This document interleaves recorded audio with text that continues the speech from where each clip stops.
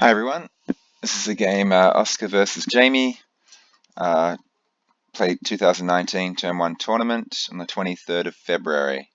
When I was PGNing the game, it looks like it's a pretty high quality game, so let's have a look.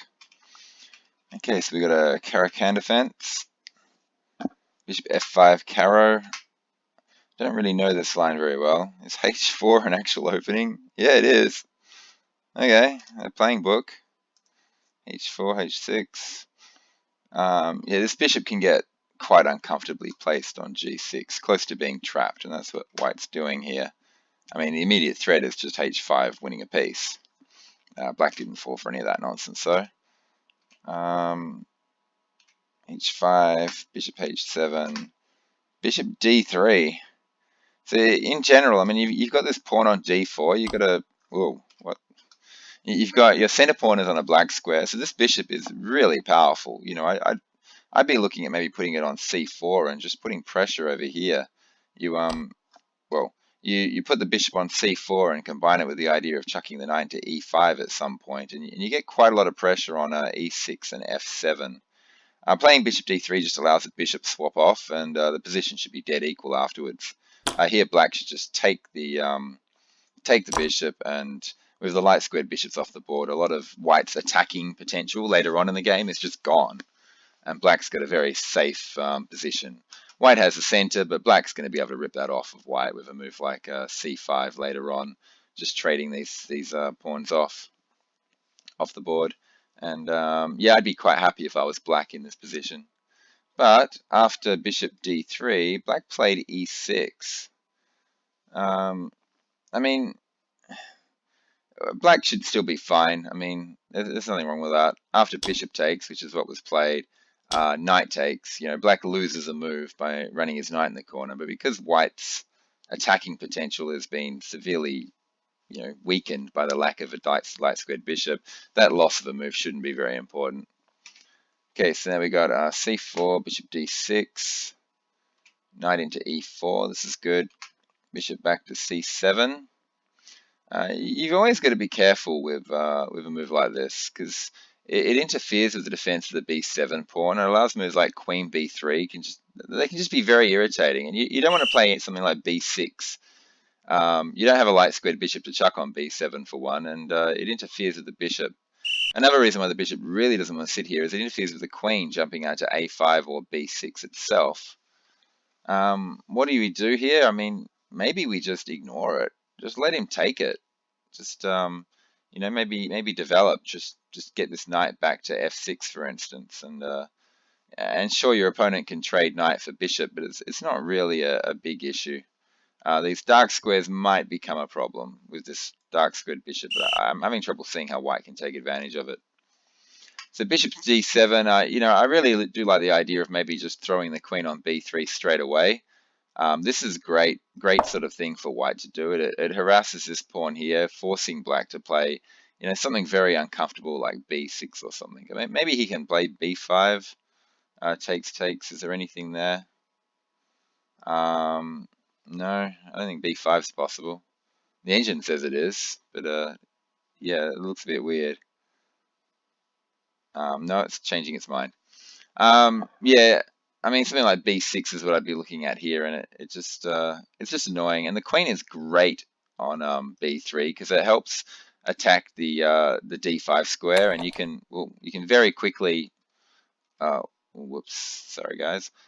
Very quickly play a rook onto the d file, and then go for a quick d5 advance in the center, and that's the breakthrough you want to go for.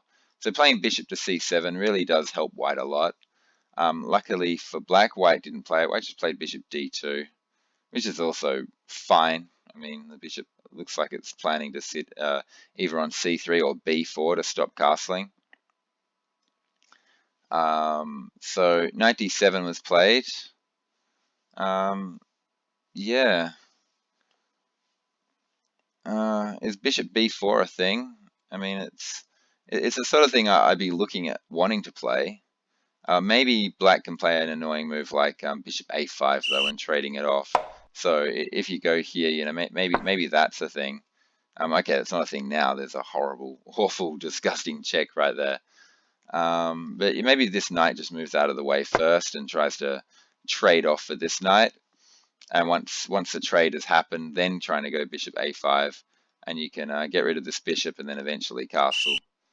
So bishop c3 was played, and I don't know. I mean, the idea of having the knight here and the queen on b3 looks good to me. You put the rook on the d file, and then you go for d5. That whistle sound you hear here is every time an illegal move. Like it's not white's move. If I try and move a piece for white, there's a whistle. For those of you who are curious what that sound is every game. Anyway, where was I? Knight e7, bishop c3. Yeah, but trying to work out where to put this bishop is difficult. It really, I don't know. It's hard. I mean, something like b3 bishop a3 is can be considered, but the problem with the pawn on b3, the queen can't sit on b3 anymore. So it's really just it's tricky trying to work out what to do with this bishop. On c3 it interferes where the knight was. On e3 it's just passive. Maybe it does just want to sit on e3, but at some point white's going to want to put rooks on the e file and plant a knight in e5, so the bishop doesn't want to be on e3 either. Okay, so let's see what happened. Bishop c3, knight hf6. Yeah, let's just trade some pieces off. Black should be looking to trade pieces because black's got less space. The person with the most space wants pieces on the board. Knight takes, knight takes. This is pretty much dead level, I think. Queen d3 was played. Queen e7. Looks like black is keeping the idea of castling queenside an option. Okay, and then white castle queenside. Yeah, I mean, well, black now has the choice. Castle queenside and have a fairly level position, or castle kingside and try and turn the position into a race. Who can checkmate the other person's king first? Probably won't turn into anything like that. It'll probably just be a swap off in the center, more than likely. But here, with all this firepower on the d file, black really is discouraged from trying to play moves like c5 or e5 and trying to open up the center, because then white will be the first to be able to use it. So rook d8 was played. That's quite sensible. Put the rook on the same line as the queen. However, it does now commit the king to the king side. So white knows he's racing now. Yeah, I mean, first thought is to get the queen off the same line as this rook. A move like queen e2 or something, or queen c2, which was what was played.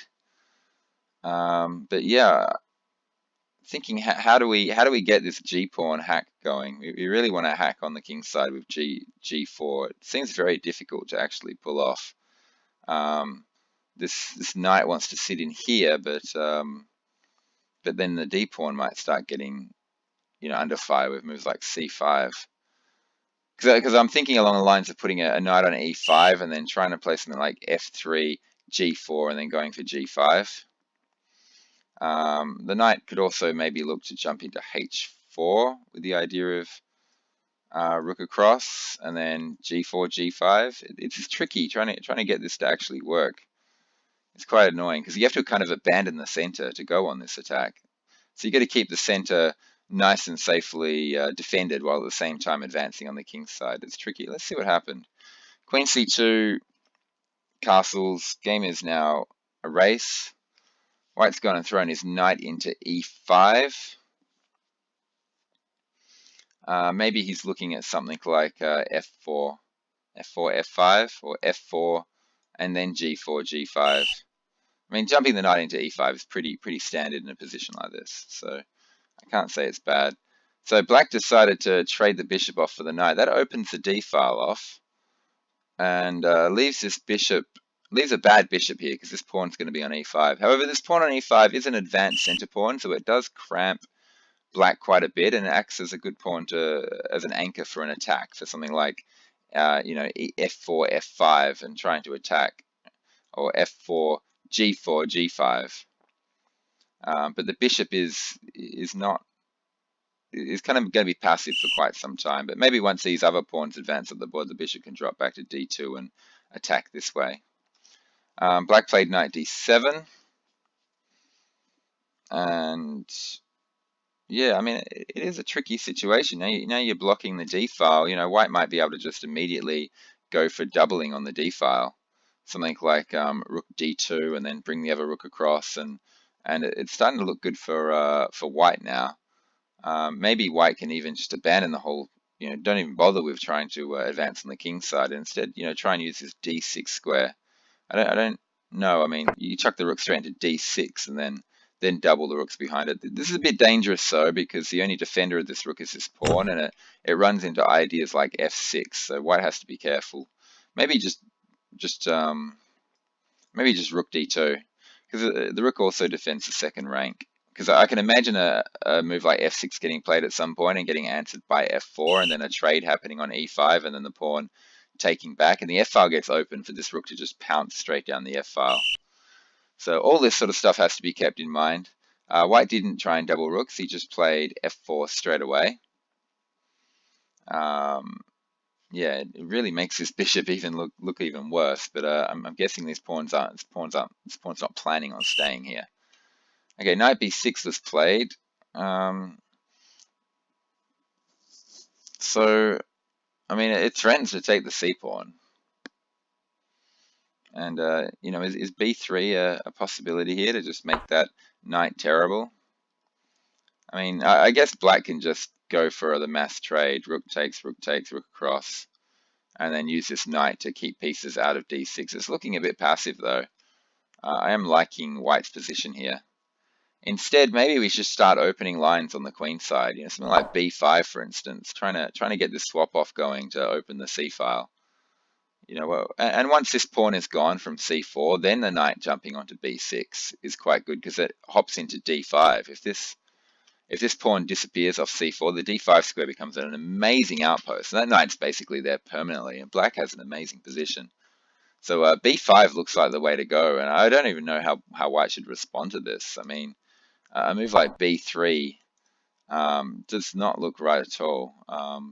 Because you still got the problem that after the swap off and the knight going to b6, this pawn still needs defending, and this bishop's going to have to change its position. And this diagonal to the king has now become a thing that white has to worry about. So yeah, b5 for black, definitely. That is the way to play this. White's going to take a long time to get these pawns up the board and open lines to the black king, whereas this starts to open things up straight away. So I think knight b6 is a little bit of a positional error. Bishop a5 was played. Once again, I think b3, just b3 is the way to go here. Keep the pawn cemented on c4, defended by another pawn. There's no b5 break anymore because the knight's in the way, which means the d5 square's out of action, and this knight's just terrible. So bishop a5, I think, is another positional mistake. I'm really liking black's position after queen c5, which was played. Well done, Jamie. That's a really good move. And it just threatens to take the c-pawn and the bishop. So you can't answer b4, for instance, because the queen just takes here. And that pretty much forces this swap off here. And now you got two choices, and they both look pretty good. I particularly like taking with the a-pawn, because it just opens up the a-file. And this pawn is not, these pawns aren't going to be doubled forever. This is just going to go to b5 and trade for this pawn, opening up even more lines on this king. White's attack just didn't really get started, and black's got enormous amounts of pressure with the rooks and queens on the king here, on the queen side. So rook d3 was played. I mean, it threatens to double, and what black should probably do is just trade it off. Just straight away, bang, trade this off. And yeah, it's interesting, because I mean, white's looking to play something like rook here, but he doesn't have time, because a move like b5 using this pin is pretty hard to deal with, to be honest. I mean, a move like b3 it runs into things like rook a8 straight away, hitting the a pawn. Or maybe just taking is the way to play here, and white's king is in a lot of trouble, so maybe he has to abandon the d file and take it, but then black's going to get the d file. If he takes with the pawn, for instance, then just the other pawn just replaces it, and the pin pylon just wins a pawn for black, and this king is looking in deep trouble. And there's always the rook swinging over to a8, coming in further. So b3 is not a possibility, and well, I mean, after b3 takes, you have to take with the queen, and after maybe a swap off, black can gain this file here, but that's looking pretty drawish actually, to be honest. The rook can just challenge it straight away, but this king is so open. It's just you know, I'm looking queen a3, queen e3 is also a possibility. Or the queen just jumping onto the second rank and harassing these two pawns is very, very hard to deal with. You know, I mean, you can't just play queen c2. Well, sorry, let's just play. You can't play queen c2 because the f pawn is now on with check. So swapping queens off here is obviously, I think, it's probably level. Very slight edge to black, but not very big one. I think after rook here, the rooks are going to trade off, and I think it's probably going to be a drawn ending. A move like b6, king across. So the fact that white has two isolated pawns might be an issue, but it doesn't look like it. Okay, so yeah, rook d3, just trade the rook and then play b5, and white is in deep trouble. So yeah, right there, that's it right here. And according to the engine, you know, engine's not even trying to defend this pawn. The engine's just given up on this pawn and just said, look, I'm just going to grab the d file, which makes sense. But the queens still don't come off, and you know, white can desperately try and swap these queens off.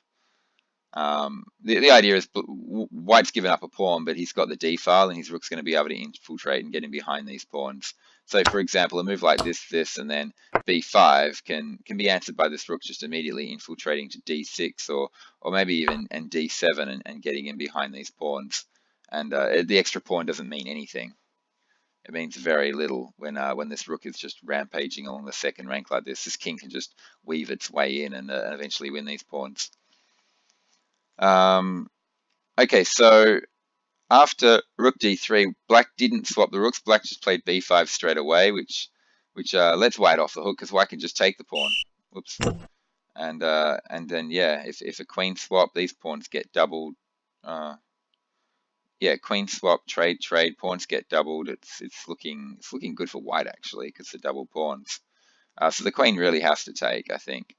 According to the engine, queen b4 is a thing, which isn't surprising because there are loose pawns. There's loose pawn here floating around, and this pawn can be taken anytime. And these pawns here are looking a bit shaky. But queen b5 I think is just sensible, and it's looking fairly level. I mean, if anything, I kind of prefer white now. This king is so exposed though, it's hard to imagine that white's going to be able to win this as long as the queens stay on the board. So rook hd1 was played, and that's just it. You just double the rooks. Now swapping rooks here just allows black to own the d file. It's probably just level, to be honest. White's pieces are more active, but white's king is far more exposed. And I'd say it's probably just a level position. Here, instead of swapping rooks, maybe rook d5. Just block up that line and say, okay, the d file is the only open file on the board, but I'm not going to let you own it. And if you take me, you know, you can just take back the pawn and open the c file for you to use. You wouldn't want to take back the other way because you then give your opponent these strong center pawns, and there might be some sort of, you know, this sort of plan. Not straight away, obviously, but very soon there might be the idea of f5, e6 creating a passed pawn in the center. But even that's probably defendable. So your rook d5 is the move here that should be played, but instead black played rook takes d3. And after rook takes d3, it's probably equal. I think the position is definitely more comfortable for black on account of the fact that his king is perfectly safe, got its nice little cubby house here to hide in, and this king is very exposed. But what white played was queen takes, which leaves the queen, yeah, which tries to swap the queens off and controls the d file. But you know, the first thing that comes out is just the fact that there are undefended pawns everywhere. The a pawn's on pre, the f, well, not on pre, the a pawn's undefended, the f pawn's undefended, the g pawn's undefended, the h pawn's undefended, and you know, the queen on c2 kept some of these things defended. So a move like queen a4 with a queen fork just hits the f pawn and hits the a pawn. And how does white defend them both? I mean, white can't. one of them's going to fall. And if this one falls, this king becomes even more exposed. If this one falls, and that's beginning at the end for white, because this center pawn suddenly becomes incredibly weak, and these kingside pawns become very hard to defend. So I think queen takes d3 was a mistake. Queen a4 just leaves white in a very uncomfortable position. So the engine here is suggesting something like f5, which makes sense. Try and open up some lines and try and make this king a little more exposed to even the playing field a little bit.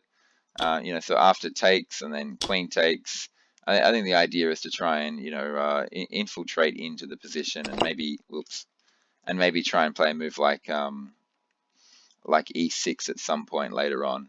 It's very hard though after the queen takes here. Yeah, this king is so exposed that even if white could get enough pressure to make some serious threats, there's going to be guaranteed perpetual checks. I see this as a position that only black can win, and white's the one trying to generate play in order to get himself back in the game, or at least try and set up a draw of some sort. So after queen c3, black missed queen a4 and played queen c5, and yeah, this is very dangerous for black now because white does own the d file, and just king b1 keeps the a pawn defended, and and this queen's going to have to get off this file at some point. Maybe f3 comes to mind because it defends all three pawns at once, and then the rook will be looking to infiltrate in here at some point, and black does need to be a little bit careful. So queen c5, queen c2 was played, which offers a swap off of queens. I don't think black should take it because white's king is far more exposed, and black didn't. Queen e3 was played, check, it's really good. So queen d2 was sort of necessary to keep the f pawn defended. And then, yeah, this queen has its choice of how it wants to cause havoc and mayhem. So, I mean, queen g3 doesn't do anything. Queen can go back to c5. Queen to a7, targeting this pawn here. It's hard. It's difficult. Black's queen and rook do have everything defended at the moment. So the engine thinks that queen g3 just leaves black a solid pawn up. Though it's hard to see why, because everything, well, except for this thing, is defended. Maybe the idea is that black can just simply mosey on over here and then grab the pawn, and there's not much white can do about it. That's quite possible. The threat of queen here is a problem. So, like b3, for instance, queen here, and this pawn is in trouble. You can't defend it with your queen because then you lose the f pawn. So queen d2, the queen ended up going back to c5 check. Black seems to be happy with a draw here. I think black maybe should be playing for the win rather than playing for the draw.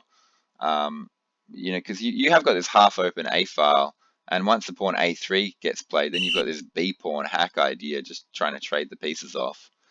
Black probably should be trying to expose his king more because his king is a lot safer. In a queen ending, the player with the more fortressed-up king is got the advantage. King b1 was played, so white's, strangely enough, black probably should be playing for the win and not the draw, but he's playing for a draw.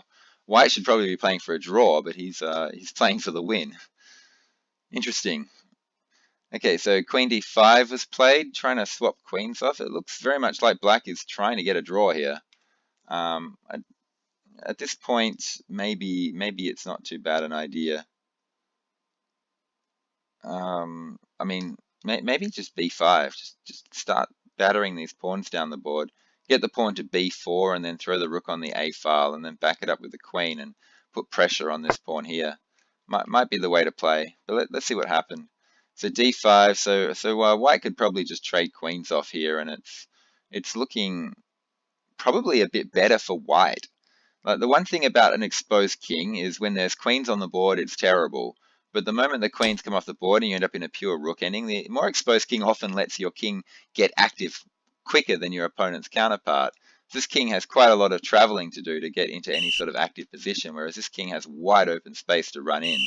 It's another reason why black should not be swapping the queens off here. He might find himself not only failing to push for a win, but actually just wandering into a lost ending without even knowing it. So here, I think definitely White should just trade. White didn't, but if he does, Black's got another decision as to which pawn to take with. If he takes with this pawn, he's left with an isolated B pawn, and White has a pawn, queenside pawn majority, which is definitely a huge advantage. On the other hand, this Black pawn becomes a connected passed pawn, and Black just needs to swap the rooks off, and he's probably got an endgame win there. But swapping the rooks off is much easier said than done, particularly with this rook immediately grabbing the c-file and looking to infiltrate and attack this pawn. Maybe this rook can get in behind the pawn, and the king can. No, the king can't run over here because then this pawn is left undefended. This is looking really good for White. If Black takes this way, it sort of nullifies the queenside pawn majority, but it gives White a central pawn majority, which isn't too big a deal because the king is closer to the center. Creating a passed pawn in the center is not too scary. The king and rook should be able to mop it up pretty easily. But that's what should have happened. White, however, decided to leave the queens on the board, which I think is a big positional mistake. Because now we're back into the situation where I think Black is a little bit better because this king is a bit more exposed. So Queen A5 was played. Okay, yep, looking to point at this pawn here. The rook jumped down to the 7th rank, which puts that pawn under pressure. And now, yeah, I mean the battering ram idea comes into existence. Just B5. Now it pretty much forces White to do something like F5 and trying to trying to swap off these pawns and make this king a little bit more exposed. Meanwhile, Black is looking at moves like this, and after a move like A3, playing B4, so that might force something like B3, and then you battering ram this pawn up the board instead, and try and open up the pawns that way. But instead of playing B5, Black played Queen B6 and just defended. So Black seems to be in a very defensive mindset this game, and it's slowly undoing him. It's slowly getting him into deeper and deeper trouble as he plays more and more defensively. Because now we've got a position where not only does White own the d-file, he also has a rook on the 7th rank. Maybe his idea of putting the queen here was that he wanted to trade rooks, and White really quickly threw his queen on the d-file and stopped that sort of nonsense from happening. The queen is pretty good here because it defends the f pawn and the g pawn and the 2nd rank. So Black is thinking, oh, let's get the perpetual check going. The king went to c2 and then threw the queen to c5. And yeah, White has to decide how to handle this with his king. So he plays king b3, and his idea seems to be to stop this check by putting the queen in the way. But it's leaving the king once again very exposed. And a move like b5 comes to mind. It gets the b pawn out of danger from the rook and introduces the idea of queen c4 followed by rook a8 with a mate by the looks of it, a mate to follow. So b5 here, and now White's the one basically saying, okay, fine, I'll take a draw. And it probably will be drawn after this. Queen here threatens both pawns at once. I mean, we could go on some big pawn swap-offs if we want to. This king is so exposed, though. I can't imagine that with best play that White will be able to turn this into something. We can't grab that pawn, but we can throw queen e3 check in. Queen g3 check and then grab this pawn here is also looking like a possibility. So you throw the check in, he puts something in the way, and then you just grab this pawn here. But that might turn it into a race. These pawns might start racing up the board. Almost half an hour. Okay, I got to get into this. b5, I think, does give the best opportunities. Instead, he went queen b5, and White threw his queen in the way. Now, Black shouldn't be swapping queens. He did in order to save his b pawn. But after the queen swap, this king is so active, it just runs in to either d6 or b6, and Black is just completely lost. There's no, if he swaps the queens off, he just instantly loses the game. He has to play something like queen f1 here and harass this pawn there. And yeah, I mean, White's still looking good, but this king is exposed. Definitely white's the one trying to win this from now on. So queen b4 was played, and this is just instant loss. The game is over. I can't see any way for this to go. Maybe there's a move like b5 here. My idea is to go rook across and then rook check and then pick up the f pawn. But I mean, he's definitely going to lose these 2 pawns. He tried to play rook a8 to attack this pawn here, but that's just answered by a3. And once again, b5. B5 might be the move here because it threatens check, grabs the f pawn. This king will probably just run in though, and yeah, like black might pick up some of these pawns on the king side or all of them, but these 2 pawns are about to become united pass pawns, and they're just going to queen. Black is gone after the queen swap off. That's it, game over. Yeah, really after queen b5, white was the only one who could win. b5 was, I think, the move that needed to be played here. Okay, so let's get into show you what actually happened. I'll show you how easily white wins from here. It's very, very simple. Rook b8 defends the pawn, and then the king just runs in. And the king can just run into here and win this pawn, or it can just run into here and you know, jump into it that way. King f8 was played. Yeah, I mean, he has to try and centralize his king, but yeah, I don't see anything else. Everything is just terrible. Maybe trying to swap these pawns off on the king side, something like g6, and just trying to get some trades going on. Although g6 is answered by g4, maybe g5, and trying to get some en passant stuff going on here is the way to play. The idea is to try and just try and swap off as many of these pawns as you can, and create a path for your king to run into the king side. Because at some point these pawns are going to fall, and if this king and if the rooks get swapped off, this king needs to be able to munch on a kingside pawn and queen just as fast as white can. It's unlikely, but it gives black an outside hope. It was best play from white, though. It's just easily won for white. So king f8 was played, king g6, king b6 looks like it's a bit quicker to win to me. Just the immediate threat of grabbing this by grabbing that. But yeah, king d6 should also win. King e8, and then, I mean, you can just kick the king straight back to f8 again. King e8 is just a wasted move, maybe. I don't know. And then rook c7. I really do think back here king b6 was more direct. This adds a bit of complexity to it. So king c7 was played. That actually looks really good, actually. But the king can't take this. So he plays rook here, but then I like this move by white. Rook d4. The engine didn't like it, but I like it. I think it's really good. It guards a4, stopping this rook from coming in behind and grabbing this pawn here. And this pawn is still doomed, and the rook is still controlling the d file. I think that's a really good move. The engine hates it. The engine just wants to do this, which is fair enough, because when the rooks get swapped off, this a pawn just runs through. So yeah, king there is pretty direct. I don't think black could allow the rook swap off. It's just a guaranteed instant win. You know, the idea is you trap the king on the edge like this, but yeah, you know, it's like king a7, c5, and you make sure you can keep trapping this king off no matter what. The engine likes that. I think what white played was great. Rook d4. This pawn falls. The game's over. Okay, rook a5 was played, trying to get this rook active, and that's actually good. If the king takes the b7 pawn, you have a problem of rook b5 check and then grabs this pawn here. So that's great play by black to try and use tactics to keep this pawn safe. So the move played here was a4, keeping the rook out of b5, but that actually just allowed b5 to be played.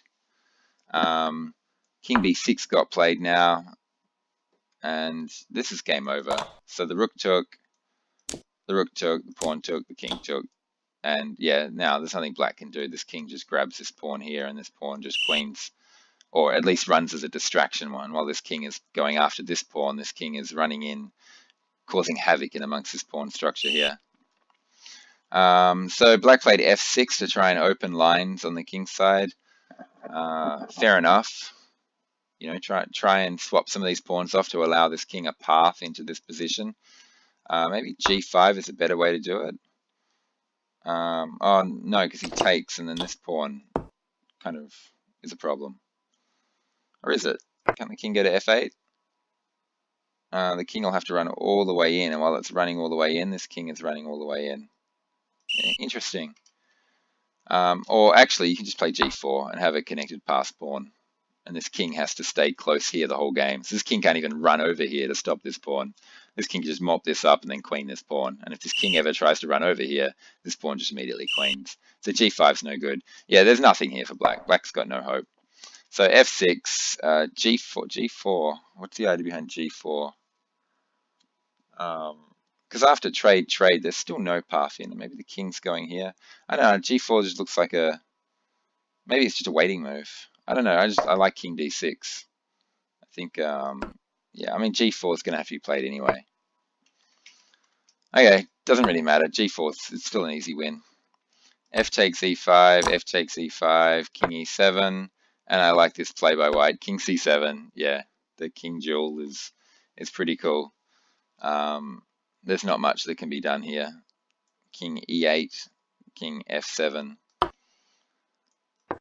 king d7, this pawn's going. And you can sort of see what I was saying earlier on in the game about trying to create a path for the king, swapping off some of those pawns earlier.